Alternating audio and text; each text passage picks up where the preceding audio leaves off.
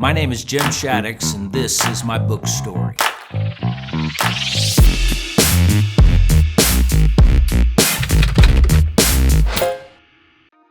I was particularly excited to be asked to do 2 Peter in the Christ-Centered Exposition series because for a couple of reasons. One, I had never preached through 2 Peter before, and so I was excited about getting into some new territory that I had really not delved into specifically.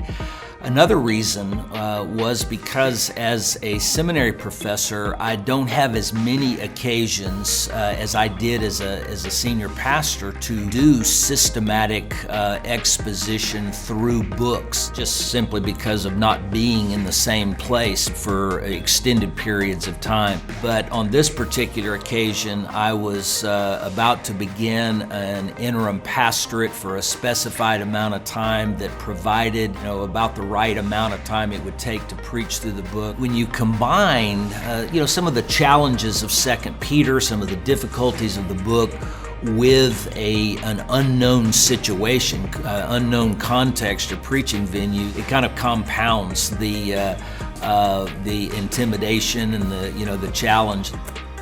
Every self-respecting football fan knows the story of the great coach Vince Lombardi, who was big on fundamentals. And so at the beginning of every football season, he would take his players, veterans and rookies alike, and he would hold a football up and say, "Gentlemen, this is a football." And the reason he did that was to take them back to the basics as the key to their effectiveness in winning football games. I was reminded about that over and over again in studying through 2 Peter, because that's what Peter's doing. He is reminding his readers about the gospel in the face of all of the heretical teaching that was going on, all of the false doctrine. Peter kept bringing them back to the gospel as not only their foundation, but the key to them standing firm in the faith.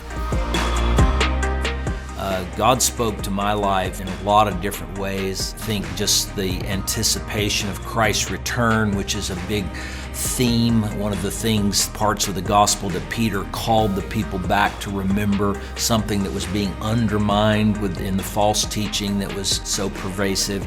And that just, it really gave me a renewed sense of expectancy. I got under conviction about how I was not living every day on the edge of my seat, waiting for Jesus to come back and longing for him to come back quickly. I'm Jim Shaddix, and I'm a co-author with Danny Aiken in the 2 Peter and Jude commentary in the Christ-Centered Exposition series. I hope you'll check it out.